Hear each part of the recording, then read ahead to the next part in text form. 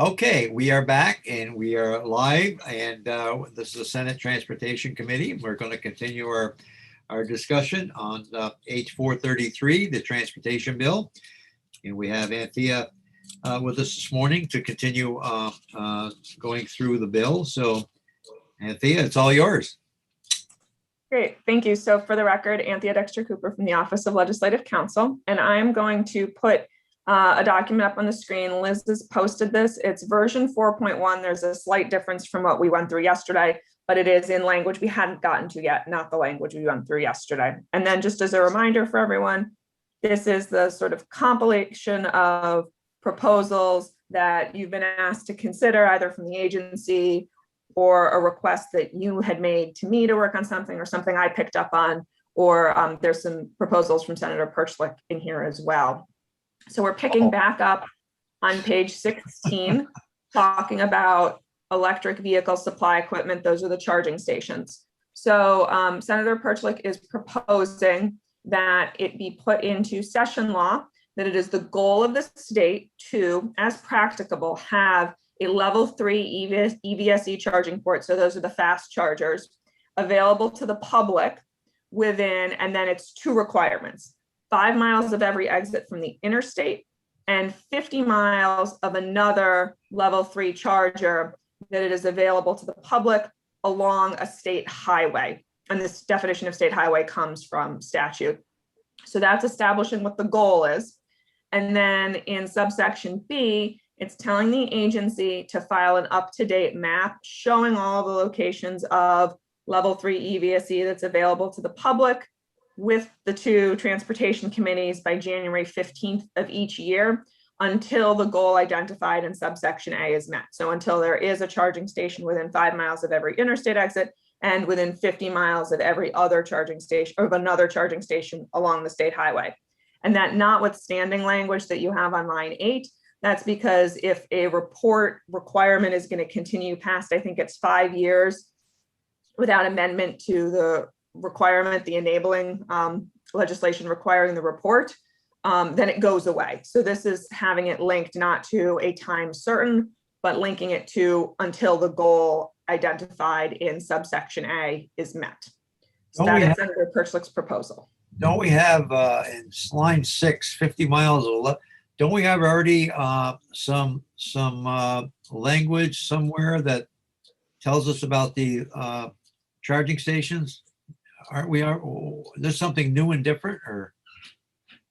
So, Yeah. There are plenty of people. Yeah, why are we changing what our mission is already? Because we've already met the first mission accomplished. We're gonna celebrate. We're gonna put a banner across the road, say mission accomplished, and then we're gonna move on to the next mission, which is laid out here. The first mission was 30-mile radius, and then this is the next step. So what is the administration and the agency of transportation? What is their what would they like? This is I got to get this clear. Why, Michelle? Would you? Yeah. Thank you, Senator, for asking. Senator Perchlik is correct. With the installation of the charging stations that we just have contracted for this year, and sometime later in this year, we will have installed a fast charging station within a 30-mile radius of all Vermonters. And we had not yet set the next goal. So Senator Perchlik is assisting us with that. And he came up with a great idea. We agree that having a fast charging station off of every interstate exit within 5 miles of the interstate exit, and then having the availability of a fast charging station every 50 miles on the state highway.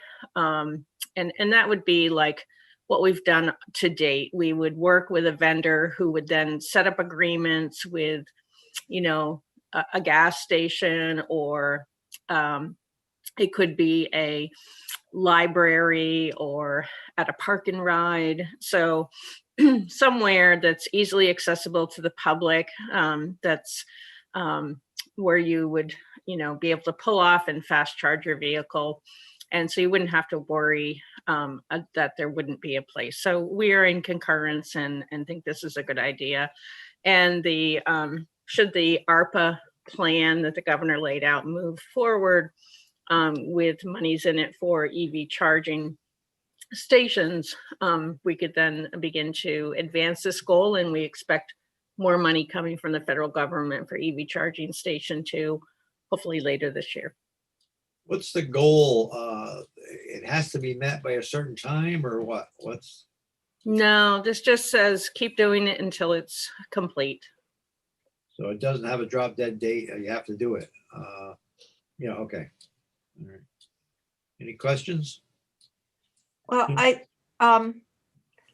it seems to me that it's sort of reflective of our desire to have a robust charging network to support what we know is going to be an increasing number of EVs on our highways. And I just want to be clear, the 50 miles, is that to deal with the 30-mile radius is, in fact, because it's sort of as the crow flies, could be more, is the 50 miles your effort to address the fact that the 30-mile radius in reality could be a 50-mile trip simply because of the way the highways are configured relative to where the charging station and the person lives?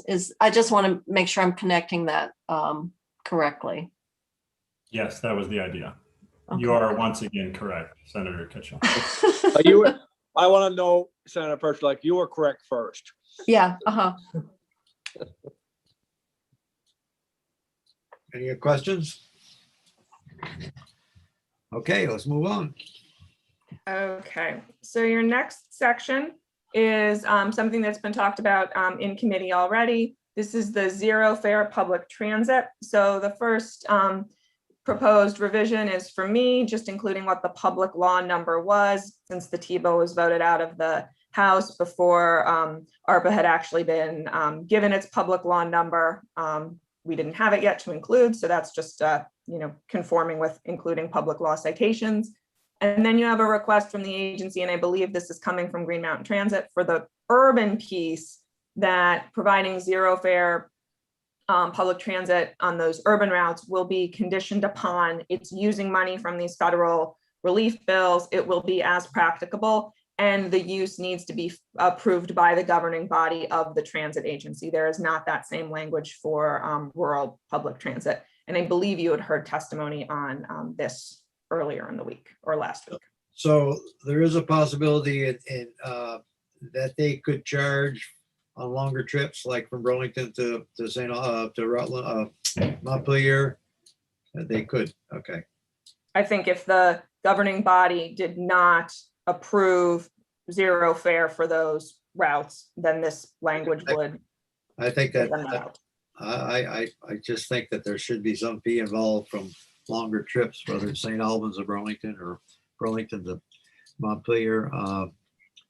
Free is nice, but someday it's going to run out anyway. Okay. All right. Go ahead. Okay, so the next language will deal with Senator Perchlak's mission accomplished banner. I don't know if he was teeing that up as a segue, but for purposes of your sign law, the agency is proposing a small tweak to the exemption that was added, I believe, 2 years ago to allow for banners over the highway right-of-way. So what the current law says is it's an exemption to the sign law for a sign that is a banner erected over a highway right-of-way for not more than 21 days. If the bottom of the banner is not less than 16 feet, 6 inches above the surface of the highway and is securely fastened with breakaway fasteners. So that's the existing law. And then the proposed amendment that's coming from the agency is to also require that the proposed banner has been authorized by the legislative body of the municipality in which it's located. And if you have questions about the sign law, I'm going to direct those to my colleague Ellen, or say that you should bring her in. She's also going to be your point person for the Act 250 language that we're going to get to next. But this is just adding that additional requirement of legislative approval for the banner under the existing exemption. Is this your language, Michelle, or? Yes, Senator Mazza, this is our language that we talked about earlier this morning. Okay. Does the process require the first step, any application or request to transportation? We're adding the part, but is there, like so many things that you want to do, is there other language that says the first step is you got to get permission for that banner? Yeah, there's a section 1111 permit required Well, to that's do what I was any wondering, if activity. it came there. Mhm, Okay. That's correct. Okay. Okay, so now we are getting to another agency request. This is on the Act 250 language that I know they've mentioned in committee before. So this is also something that Ellen's going to be better suited to answer overarching questions, but I can tell you what the language does generally. So for purposes of what is defined as development, for purposes of triggering Act 250 jurisdiction, this is then carving out of the development piece for purposes of improvements involving more than 10 acres for the calculation of the amount of land involved.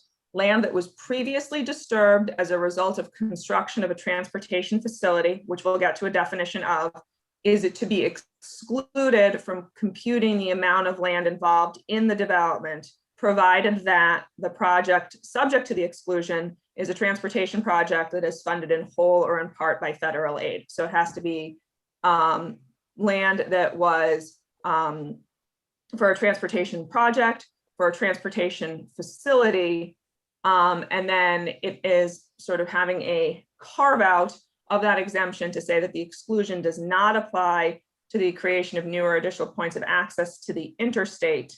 And then for purposes of just this subdivision, there's a definition of what it means to be previously disturbed. And that would be land that has been changed by previous installation of transportation facilities. Again, we're going to get to the definition of that, including roads, railroads, runways, trails, sidewalks, ditching, drainage, et cetera, et cetera. And then transportation facility is defined to mean highways, sidewalks, and bicycle paths is defined under statute, state-owned railroad or rail bank lines, and runways at state and municipally owned airports. So it's pulling this subset of development out of this land calculation.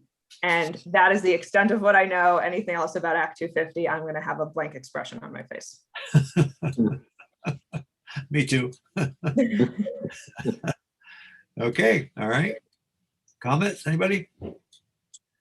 Okay, Now, Andy, is this the language that we ship over to Senate Natural? Kind of like that other, the rate language that we were going to send to Senate Finance? Or do we know? yeah, they're the committee of jurisdiction over Act 250. So I think we sent a letter to finance about the other language. Would we ask Liz to do the same for this? Senator Chittenden, you had a question? Well, I was going to ask, does it automatically trigger that it goes to natural resources because they're the committee of jurisdiction, or do we have to explicitly take action to send it over there? They can ask for it on the floor. And chances are that might what happen. So it's better to anticipate it than and ask them to. Is the committee want Liz to ask Liz to do that? Is that your wishes? I think as a respect for the other committee's jurisdiction, we should ask them to review the requested language. It would also be helpful to go with the language, the rationale of why it is viewed as redundant and does not. I think the big concern will be somehow it is eroding, eviscerating, attempting to circumvent Act 250 when I believe from the earlier testimony or last year, is that it would provide the same level of review, the same level of requirements, but it would avoid a duplicate process on the state level, because the same rigor has to be met when we're using the federal funds. So I think it would be helpful to have the background information as to why this language is being requested, and the justification and assurances that that it does not end up with adverse environmental impacts, but more is a way of aligning federal and state requirements. That is sort of my recapturing of prior testimony. Senator Chinnan? So on top of the rationale that Senator Kitchell was just describing, which makes perfect sense, would it be customary or helpful in this process for transportation to vote on this language, to straw poll it, so that when it goes to Senate Natural Resources, they know that it's not coming as just as something that we think needs to happen, but as something that we think really should happen and we support happening? We can do that. Do we have any objection to the language going? Well, Yes. my preference would be to hear, since they're the experts, to hear what they say before we take a vote or take testimony on it. That would be my interest in sending to them, is saying, given that you guys deal with Act 250 all the time, have AOT present to them, have other people that are Act 250 folks, weigh in, and then they can, let us know. I'd rather do that than vote on it without that. Okay, that's your wishes, committee? Yeah, I think that would be the a good approach, as opposed to not being the policy experts kind of preempting or prejudging. So We're the experts on everything.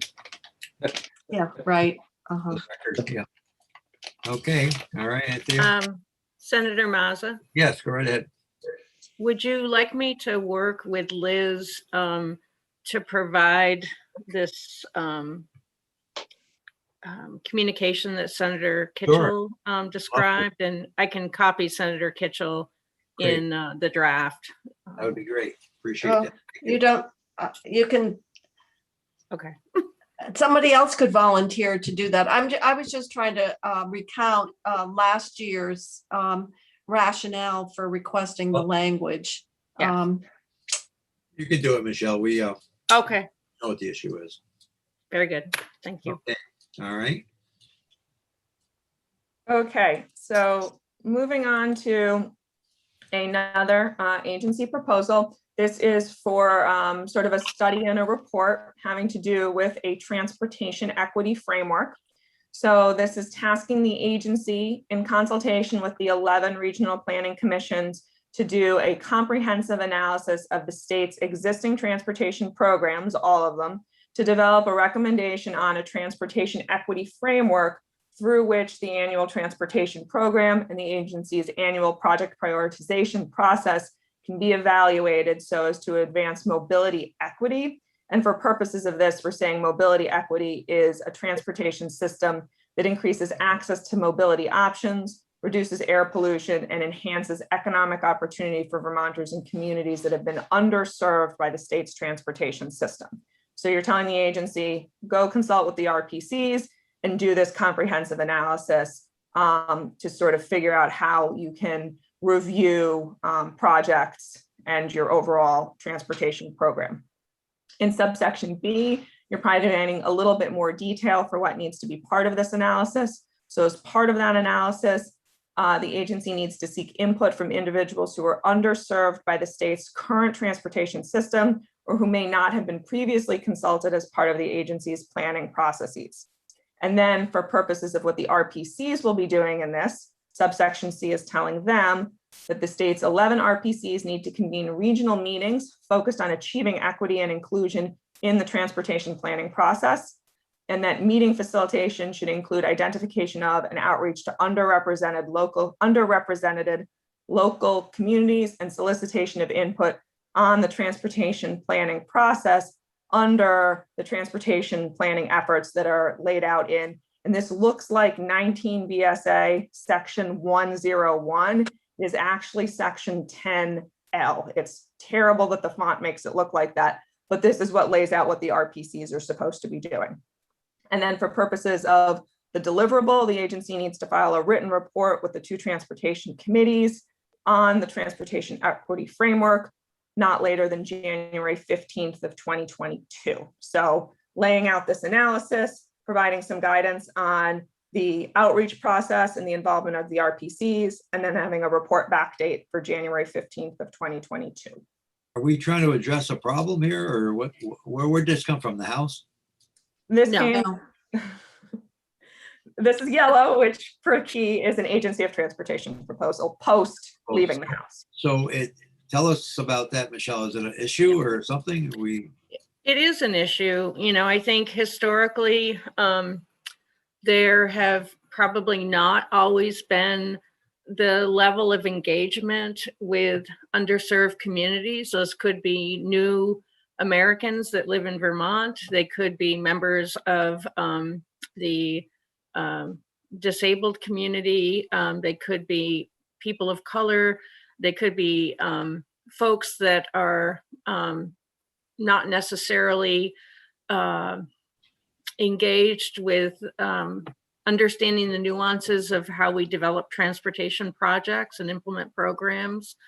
And so I think this recognizes the equity issues we all face in trying to be more proactive and provide more focused outreach, and that the way we undertake our programs, whether it's prioritizing projects, selecting projects, doing the construction of activities that we do, we just need to be more thoughtful and sensitive to assuring that people are able to understand and participate in these efforts. And, you know, we've been asked by our federal partners to, you know, engage in a more effective manner.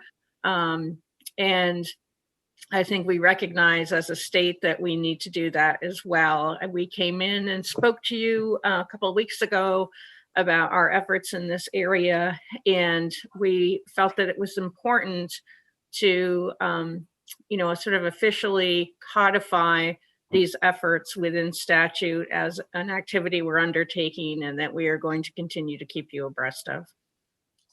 Okay. Questions? I have a question. Yep, go right ahead. Michelle, are you thinking that it would result in something in the statute, or you're just reporting back to let us know, and then it would be something that AOT would just implement? It could be either. So for instance, within the statute, we have a very prescribed process for how we analyze various elements of the prioritization system. So quite a bit of it is asset management driven. In other words, what are the roadway volumes? What's the rate of deterioration, et cetera. But there are some elements that are related to points within the prioritization system for health, for hazard mitigation, and there was another one we added a few years ago and it's slipped my mind. But so there could be something added in that part of the statute that talks about, you know, an equity screen within the prioritization process that we would want to codify in statute. And we just, until we do a complete evaluation of the programs and think about sort of the statutory framework, we'd rather not just start suggesting language change. We'd like to get some input on that. Michelle, have there been conversations with the RPC? Are they saying that they can do this work as part of their normal planning? Or would they say, am I going to get an email saying we need funding for this? So we have consulted with the RPCs and they are prepared to assist with this. And they would do it within the framework of the Transportation Planning Initiative, the contract we already have with them. Okay. We have flexibility within that, and we're actually, writing the work plan for the next cycle. And, sometimes we have new projects and old projects come out and that sort of thing. So at this point, the feedback we've received is they would be prepared to assist. I know, thank you. I just was wondering if it could be accommodated with, because you have that arrangement with them. I know there's been a lot of concern, for example, where the bus routes go or don't go, to where highways are directed through certain neighborhoods versus others. And so this is, I think, taken on greater visibility in terms of, or the fact that a lot of our housing, if it's trailer housing, the parks are in the most flood prone areas. I mean, and the list goes on and on of how policies or projects are sometimes have a very disproportionate impact on communities. Oftentimes it's because of income, but it can be for other reasons as well. So I gather that it's really to take a hard look at those kinds of issues or concerns around the impact of projects that historically have had a disproportionate impact. Yes. Okay. It's sort of like, you think about it like in Boston, how the elevated highway split the whole north end and that whole neighborhood from downtown Boston, and how that's been reconnected and how beautiful it is now. But some of the things that we did for highway projects really did have a tremendous detrimental impact on neighborhoods. Both probably we see it in urban areas, but I'm sure it happens as well in all areas. Okay. All right. Okay, so your last proposal in this document is coming from Senator Perchlik. This has to do with space heating systems in Agency of Transportation buildings. You have in italics some findings that Senator Perchlik is not really proposing for inclusion, but providing information to the committee. Senator Perchlik, I don't know if you want me to go through these or if you wanted to talk about what you were hoping to accomplish here. It's your language. I was just going to present it as you wanted. I guess if you have any comments on the language, just from a legal perspective, we can start there, but I could also get either way, I guess. Okay, so the findings are laying out, that there are options to use non-fossil fuel space heatings for buildings that the agency controls. In the state of Vermont, there are options such as local fuel, including wood fuels, such as cordwood, wood chips, and wood pellets. That 80% of funds spent on wood heating come from the local Vermont economy, as opposed to only 20% when heating oil is used. So using wood heating systems supports the state's economy at large, and the forest products industry. Supporting the forest products industry is needed due to the slump in demand for low-grade wood in the Northeast. Installing these wood heating systems will build an advanced. These are all findings. Right, they're for background. He's not. I didn't mean for you to go over the. My God. Okay. Is this a We'll just skip proposal? to the language. No, This this is is just asking for. informational for the committee. That's why it's in italics. We'll take it out. Oh, I'm Phew. thinking that in fact, this is a broader policy. Should Oh this my not God. be institutions as well? You I thought Vince was here for a minute. yeah. Oh my God. You stay awake nights or what? Oh my God. Well, I'm not saying it's a bad thing. I'm just saying it seems like it's kind of a go policy ahead. statement that actually has it transcends more than transportation I guess so. segment. well, it's So just that- the transportation. Are you on this committee or are you on natural resources? I'm on all the committees. Okay, all right. Perhaps I conflated things too much. The actual language was proposed to be added as session law in the T-bill, section 28D, non-italicized, starting on line 10, is specific to Agency of Transportation and Agency of Transportation buildings. So it's requiring the agency to only install non-fossil fuel space heating systems as the primary heating source in buildings owned or controlled by the agency. So it is not all state buildings. This is just agency. No, I understand that. I'm just saying it begs a larger policy question. Yes. Oh my God. But we have two members of institutions, so you could actually take it over for consideration for other state buildings. We met all these standards. We'd cost you $100 a minute for fuel here. All the demands here. I made a mistake when I supported the downtown wood chip plant in Montpelier a few years ago, and that's been a disaster. So I don't know what's happening there. It has not been a disaster. That's not true. Oh yeah, right. Yeah. Well, I think the construction was the bigger concern in terms of time and cost. Yeah, it was. It turned out. But now it's been built, I haven't heard anything more. You can't buy enough wood chips anyway these days. You can't even get them. You can get them. That's not an accurate statement. But part of the issue is that the whole chip and forest product industry is under pressure.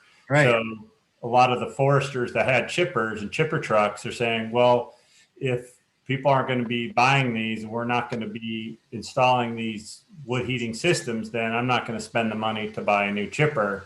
And then 4 years down the road, when price of oil goes up and people says, oh my God, why can't we get wood? It was like, well, we didn't support the industry when they needed to be investing in this equipment, and then it'll be too late, kind of thing. They won't have the equipment to deliver the chips. Is there any idea about comparison pricing of like wood chips and natural gas or anything? Is there any?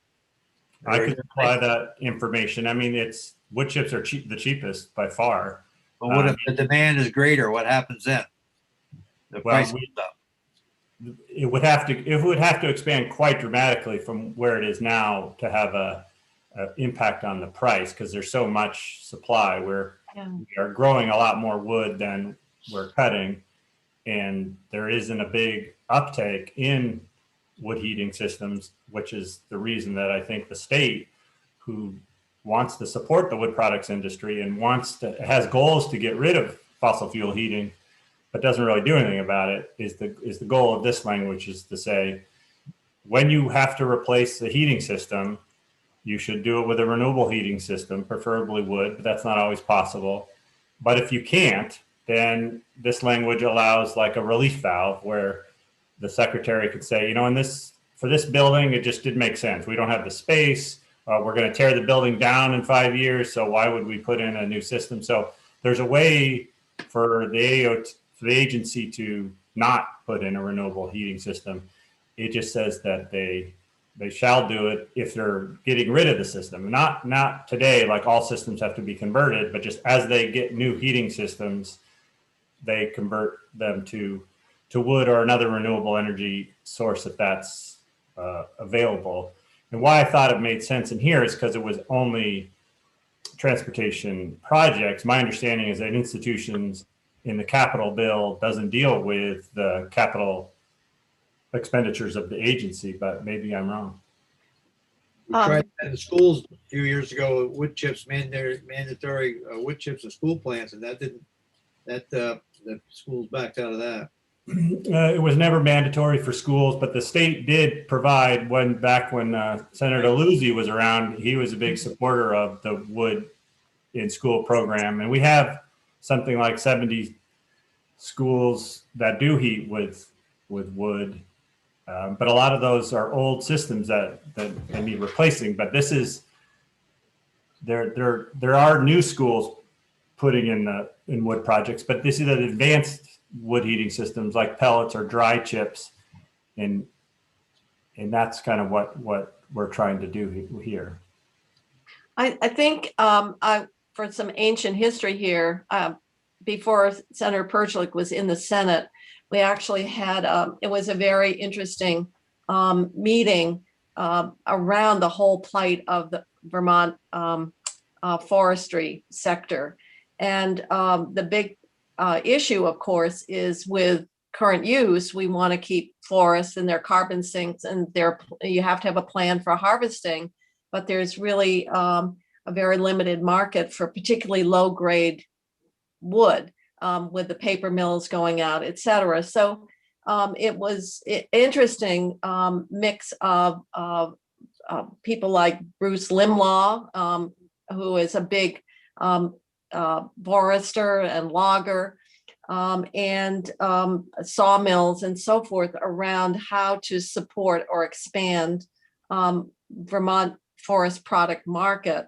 And the big concern was that investments wouldn't be made, or people would leave the field and there would be a diminution of expertise. So that was a number of years ago. I guess one of the questions, so this obviously is a way of saying we have one policy to support forest industry through our tax policies, but the market is very, very limited. And how do we expand that? I understand, and I had a question that was raised. We do not, and that has to do with the carbon emissions from wood product. And I think that I was told by the commissioner of DEC that has been excluded as a matter of policy because of the relationship with the carbon sink, et cetera. So would there be an issue around environmental impacts associated with this policy, Senator Perchlik?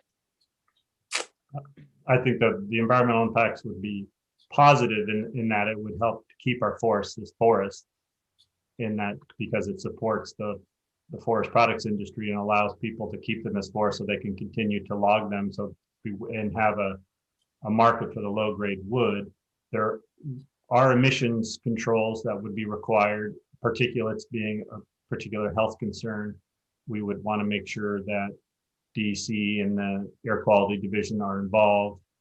I think if we had DEC and if we had Commissioner Snyder, which I know those that are on institutions talk to him a lot, would be supportive of this language and would talk about how our state's goals of getting rid of fossil fuels have to be in line with what kind of heating systems we install. In our support of the forest products industry has to be in line with the type of heating systems we install. So we can't say that we want to support these things and we want to support our forests, but that we don't really ever want to install a wood heating system. And I think what happens particularly with Agency of Transportation is that they do use cordwood in their facilities, their maintenance garages, which is great, but they've always done that, and that's not, it's fine and it's good, but it's not really what we're talking about when we're looking at advanced wood heating to really lower the emissions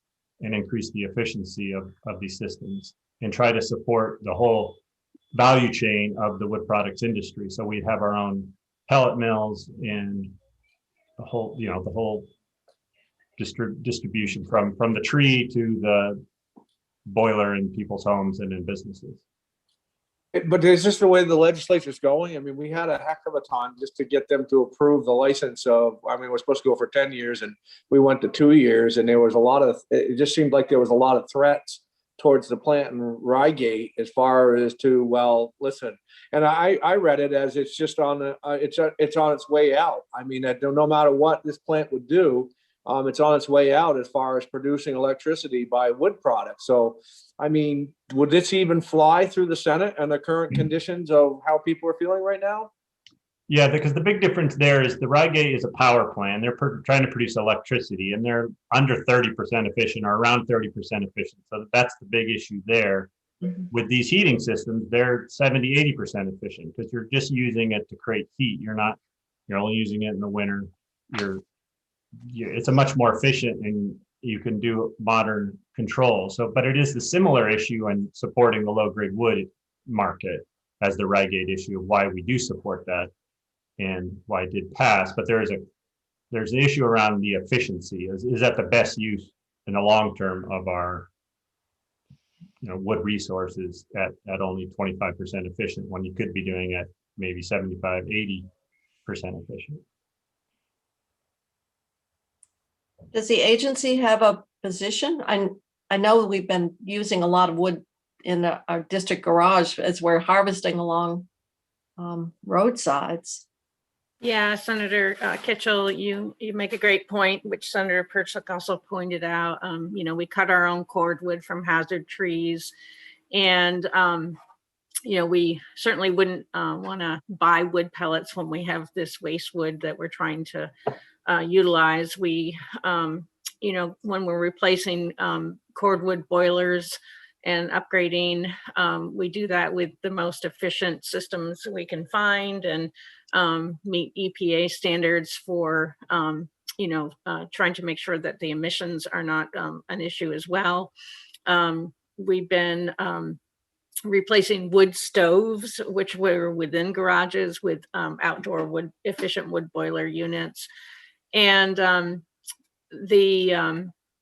about a third of the garages are burning wood that we're not paying for. And we've remained committed to renewable thermal energy that does not increase our operating budget. We understand that the focus of this proposed amendment is renewable thermal systems, and we're committed to reducing fossil fuel use. That includes moving to solar electric systems in some cases, and perhaps battery storage as we move forward, and converting our fleet to electric power. So, we're sort of looking at this comprehensively. Heating and weatherization are difficult challenges, and these things have been moving slower perhaps than vehicles and power production, but we've increasingly adopted renewable building heating as the cost has become more cost effective. And we're looking to continue to do this and set a good example. We don't oppose the proposed amendment, which essentially reflects our existing practice. However, we suggest that the amendment emphasize not only advanced wood heating, but also any other renewable heating technologies that may become available to the agency. We have a wide variety of different types of facilities. The Dill Bill, our new operational location in Berlin, in Barry, downtown Barry. We'd lease that building, and sometimes we can work out lease arrangements with the owner of the building to try and assure that we have some of these factors built in, but it doesn't always work out. So we do the best we can. I think the point about other state agencies taking similar action was probably a good one, and we certainly all want to do our part, and maybe it would be more appropriate to have this under the rubric of all state facilities rather than just the agency. That's certainly a policy question for you folks. Institutions Committee issue, right? Because they control most of the buildings in the state, But they don't control the transportation buildings, is that correct? No, that's right. Well, we buy their vehicles, we buy their electric pickup trucks, I know that. Right. So the issue is with the information that AOT showed me, that they're not increasing the use of wood energy over the last 5 years. It was an average of like 25% of their thermal energy came from wood, and last year it was 23%. So there is an evidence that they're increasing their renewable energy in the buildings, and I think it's accurate that they want to, but without language, they're busy, and it's just not something that rises to a priority unless the legislature says that this is the priority. It's similar to the electric vehicles. They were buying some electric vehicles and hybrid vehicles, and then we said, hey, we want you to get to 75%. And so they said, oh, okay, how are we going to do that? And they had to think about it, and they are meeting that goal, but it's because we said it, not because they were just going to do it on their own, in my view. And I think that's why this is needed, is to say, we really want you to take it seriously and find a way to do these systems. And What is It solar does energy? say renewable energy, it doesn't say wood. What about solar energy? Would that have a priority? Solar is basically an electricity generating technology. You can use it for thermal, but I wouldn't think of that as a space heating technology. It could be used as a water heating technology, but that's not what the focus of this is. This focus is for space heating. So for Well- example, the Rutland Airport has some buildings that could be heated with a pellet system or a chip system when they need to take out the fossil fuel system. I'm not saying go in there tomorrow and rip it out, saying like, it could be 10 years from now. I don't know when that system is going to need to be replaced, but when the fossil fuel system at the Rutland Airport needs to be replaced, why not use a pellet system? Because right across the street is the Clarendon, Vermont pellet mill. You could just get your fuel very locally, not only from a local pellet mill in the state, but a pellet mill that's buying wood from the state. So the AOT could be getting local fuel from a local fuel producer instead of buying fossil fuel from out of state. And that's why I had that finding in there that 80% of the 80 cents on a dollar when you buy fossil fuel leaves the state. But when you buy wood, 80 cents on a dollar stays in the state. And Michelle just say that she's doing that? what's that? Didn't Michelle just say they're doing that now? She said they were trying to do it, but All right. frankly, there's no evidence that they are doing. And I know that that's what they say, but it's Ooh, frankly, I don't believe it. you don't believe they're changing their garages to wood when they can? She just said they did. They are when they can, but they're focused on their garages and only with cordwood. And the garages are one small component of their total square footage. Okay, Michelle. And as far as the solar, I'm sorry, as far as the solar, they are. Yeah. The solar is actually a big part of the heat and cooling right now because we have a building here that I'm involved with in Newport that they're putting solar in to switch over to mini splits. There's 31 apartments that they're going to do that with. Yeah, you can generate electricity renewable and then use that renewable electricity for heating and cooling. And I believe that AOT is doing, and they have 2 more that they're going to put on. And as those systems get old, those old cordwood systems, they're replacing them with better systems. So they should be commended for that. I'm just saying, why not do the same thing in their other buildings? Why only in the maintenance garage? Okay, Anthea has to leave us. She has another commitment. So Michelle, you want to continue on or how do you want to do this? I think that was the end of the section of changes that Anthea was briefing you on. Okay. So I'm imagining that Senator Kitchell mentioned yesterday that perhaps next time you see Anthea, she might have integrated all of the sections so that you can do a walkthrough and determine what you want to keep and what you want to change and that sort of thing. We have a couple more presentations tomorrow that are going to be ahead of you, but I think that's all we had for today. Okay. All right. Okay. I think unless there's anything else, Liz, I think